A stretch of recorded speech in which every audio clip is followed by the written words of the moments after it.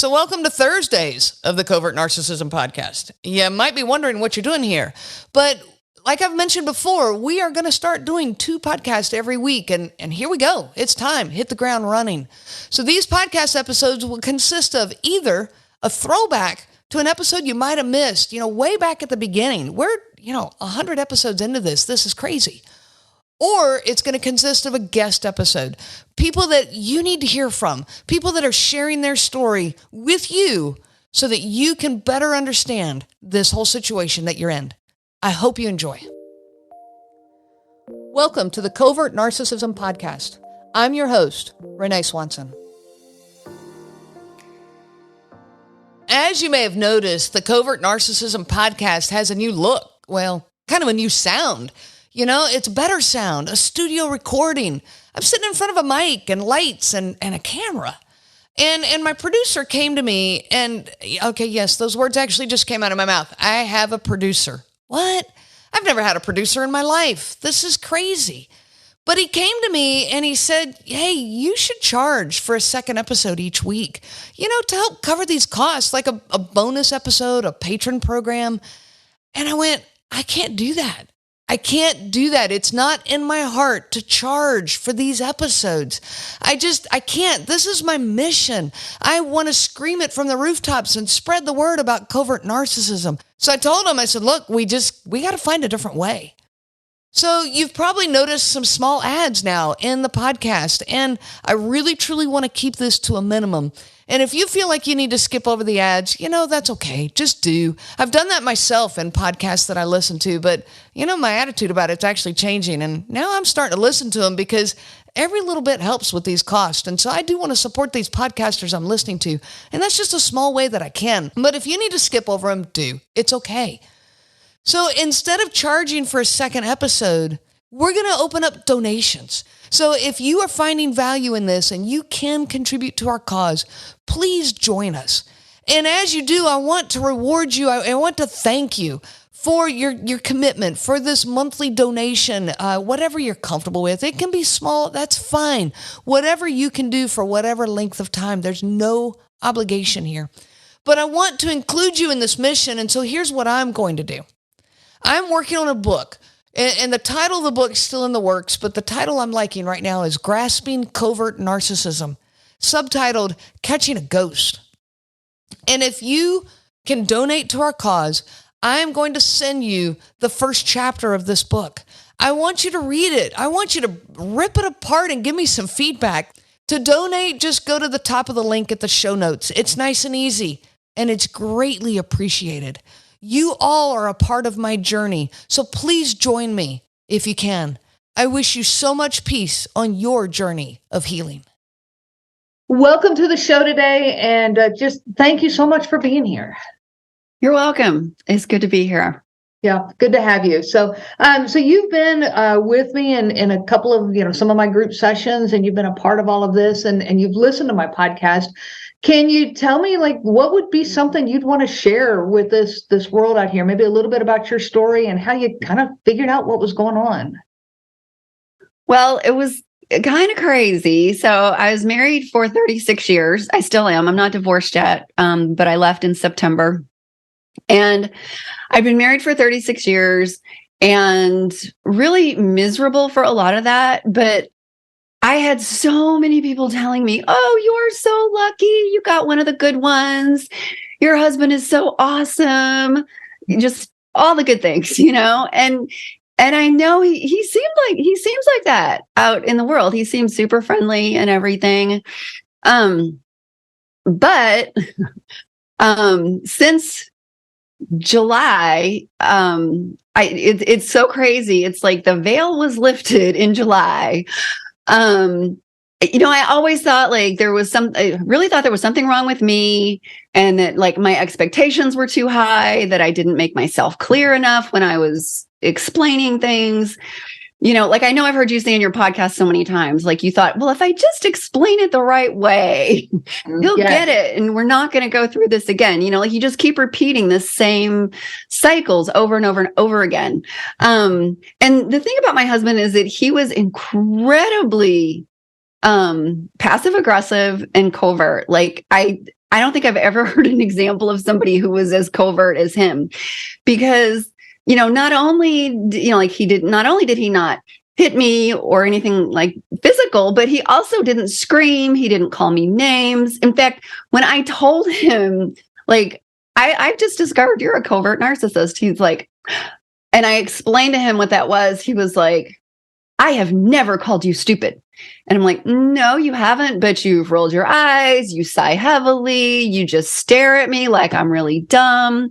And one of the books I read talked about nitpicking, and like, that was the thing. Like, I just felt like in the movie, or the Hitchcock movie, The Birds, like, I felt like he was those crows.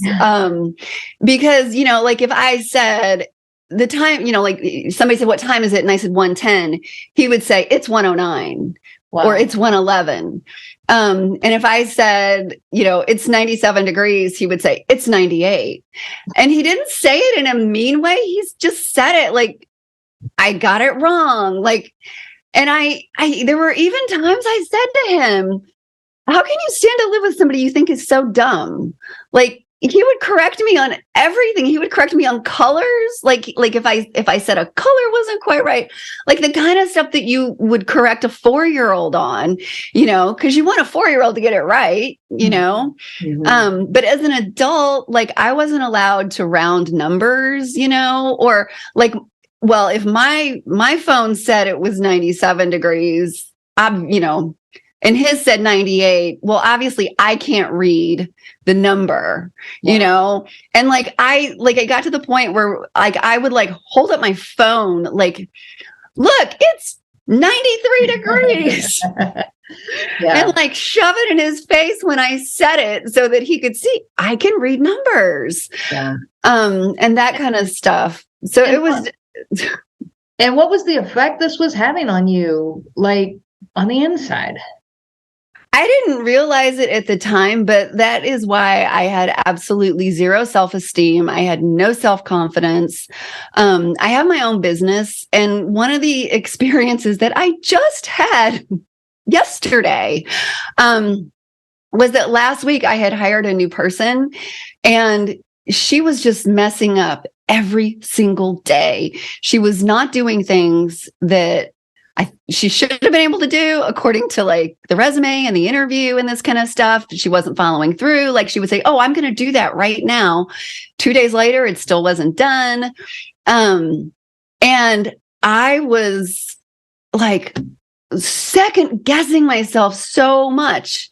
And I sent an email to this team building coach that I worked with last year. And she wrote back and said, you know what to do. Like, if you know that you explained everything to her clearly, you know what you need to do. Like, if she's not meeting that. And reading that in her email, I was just like, oh my God, she's right. Mm-hmm. This is why I stayed with somebody for 36 years. Like I can sit there, I can look at all of the emails and the messages and everything and go like, no, she knew exactly what was expected. She knew exactly what she was supposed to do. I have verification right here. She's like, I'm going to do that right now. Mm-hmm. 2 days later, it's still not done. But I still had that in my head, like, oh, I must not have explained it correctly. Like, I was totally blaming myself. Just like I blamed myself with him for 36 years. And so, I told her, I said, I feel like I've gotten a crash course in learning about me, since I left in September. I mean, it's crazy. It's been 4 months and, I have these aha moments. And I told my therapist last week about one of my aha moments, and she's like, you could be having those for 5 years. This is not at all unusual, because that's a lot of stuff to go through.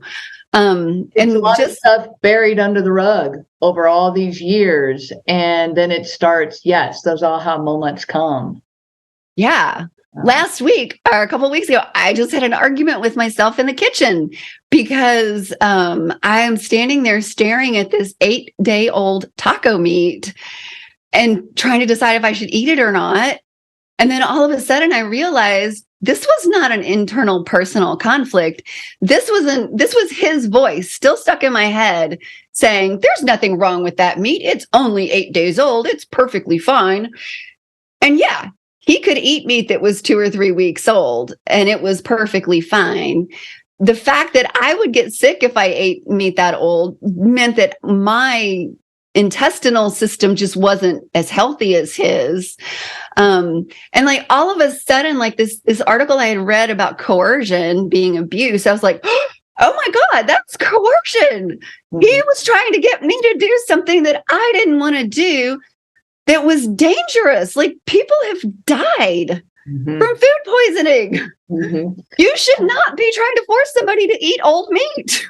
And the point being, you shouldn't force anybody to eat anything that they don't want to eat, regardless. And alone, if it's meat that will be a risk to your system.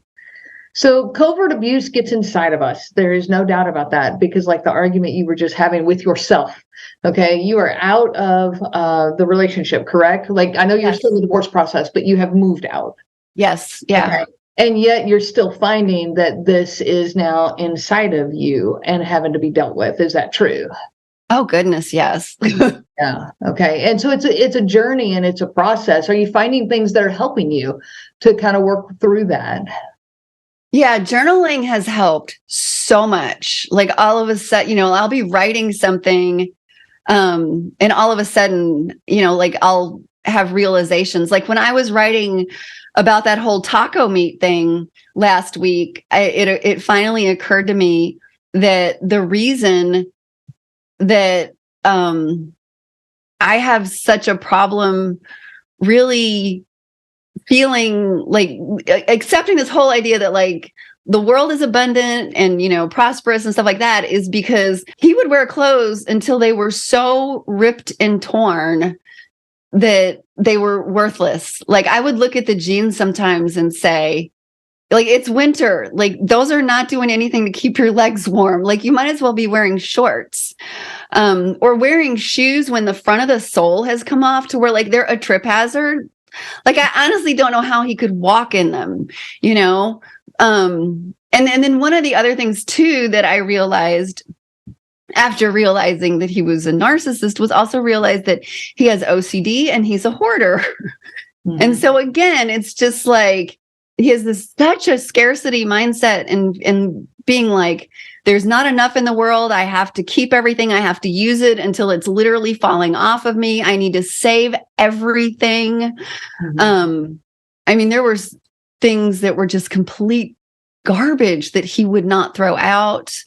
And I just gradually gave up on I gave up on the basement. I gave up on a building outside our house. And then they just filled up with stuff because he never wanted to throw stuff away. And before I made the decision to leave, I actually had ordered a dumpster and we were standing there and he was refusing to throw away a 20-year-old bicycle. No, 35 is a 35-year-old bicycle. He was refusing to throw it away because he paid $700 or $800 for it 35 years ago. And he hasn't ridden it in like at least 25 years. Wow. But he hangs on to it. Yeah. Yeah. Yeah. So now that you are out and have some more separation, are you finding a new peace within you? Or describe how that is to people who are now in these relationships trying to decide. I'm sure trying to get out was scary. Oh gosh, yes. It was. So it's really funny because the week before I left, I was like crying the whole week. I knew I was leaving. I told him I was leaving. I was going to be moving in with our daughter. And in fact, like a couple of days before I left, I either I was crying or trying not to cry for the whole day. Because I was just terrified of the idea of moving out and being on my own again. But once I got out, like it was wild. Like my daughter and son-in-law had said, you can stay with us as long as you want. And in my head, I had kind of thought, I'll stay about 3 months and then I'll get my own place.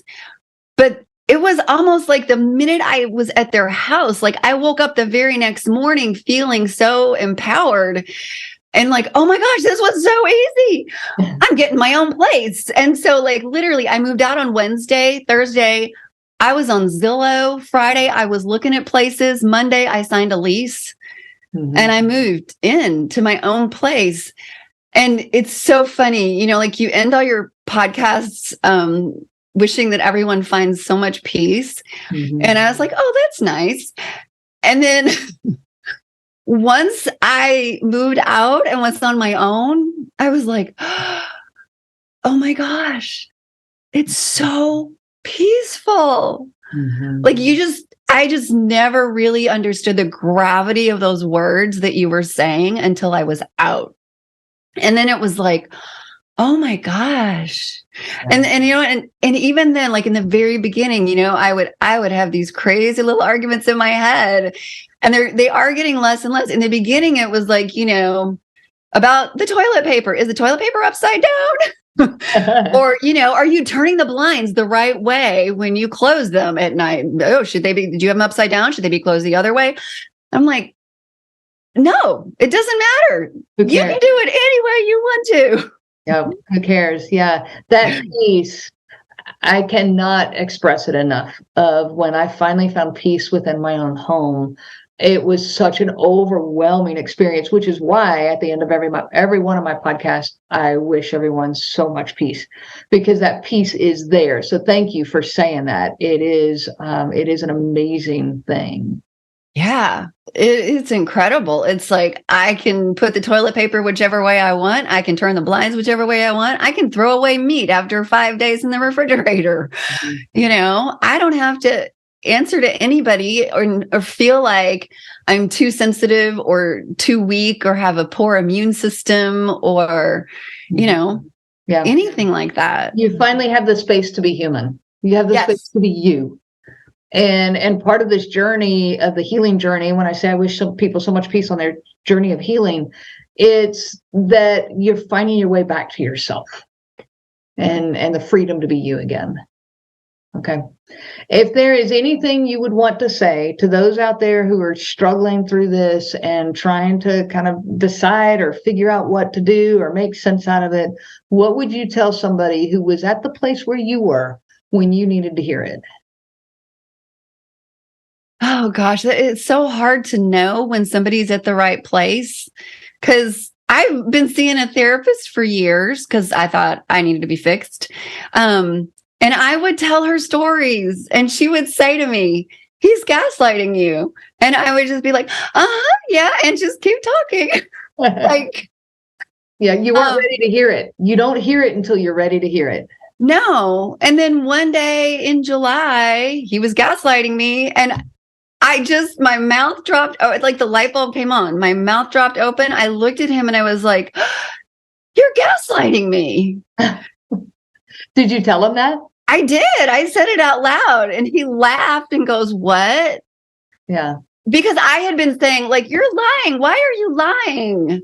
Yeah. Like, you're lying. Why are you lying to me?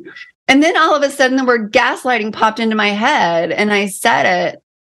And that was just like, wow, like the veil was lifted and it was really scary. And when I told my therapist, she's like, okay, so look up all this information on narcissism. And she gave me all these resources. And, one of the things I really thought, I think my big sticking point was he's so covert. He never called me names. He never screamed. In fact, silent treatment was his favorite thing, If he disagreed with me, he didn't say anything. He'd roll his eyes. He would sigh heavily. That's pretty much it, And so it was really hard for me to believe that he really was a narcissist, even though I was miserable. And I had said over and over and over for years, like, I don't feel like you respect me. And then when he finally believed me, when I finally said, okay, I'm going to move out because you're a narcissist and I can't live with you anymore.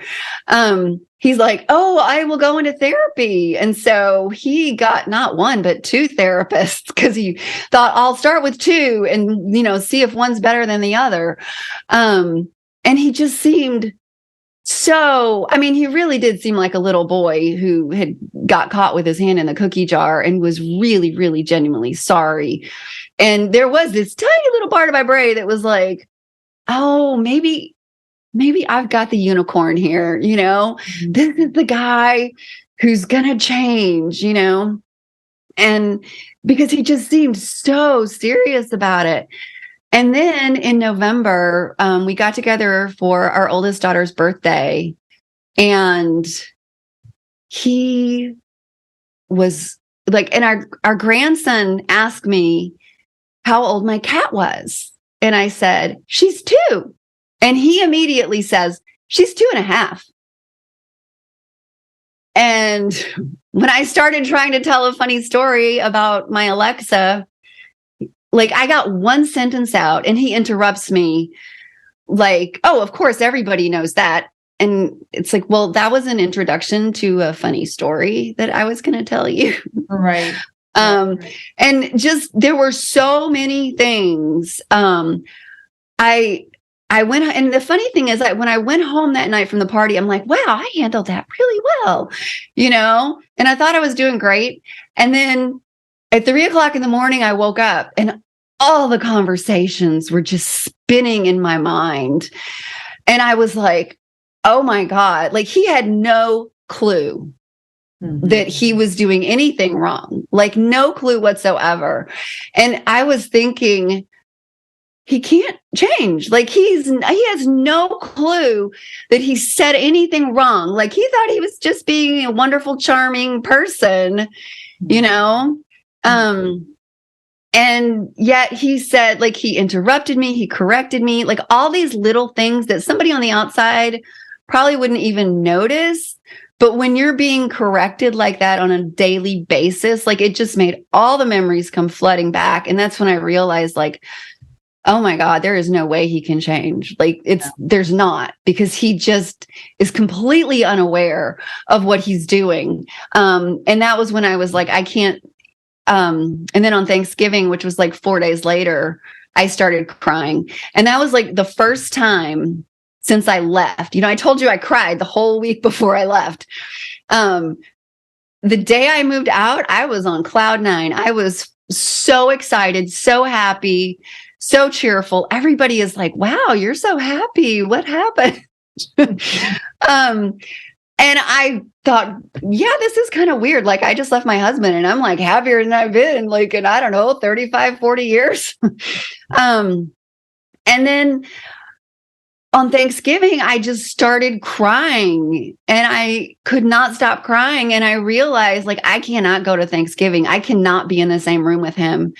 And I called and I was crying. I couldn't even stop crying to call. I called and said, I cannot be there. I cannot be in the same room with you. And I'm like, I'm setting boundaries. I'm like, I do not want to have any more conversations with you. If you've got something business related, you can send me a text or something. I don't want to have any more conversations with you. You have no clue all the things you said at our daughter's birthday party that were condescending, interrupting, correcting, just not nice, that set me back. I don't know how far. But I'm just done talking with you. And that was the end of it. And then the really fun thing that happened was about 4 or 5 days later, I got this notification on my phone and it says, your average resting heart rate has dropped by 10 points. Wow. And I was like, what? Wow. I've never even looked at that. And so I opened the app and from the time it started, because I have a smartwatch, from the time it started tracking in April of 2019 until the end of November, my resting heart rate had always been around 70.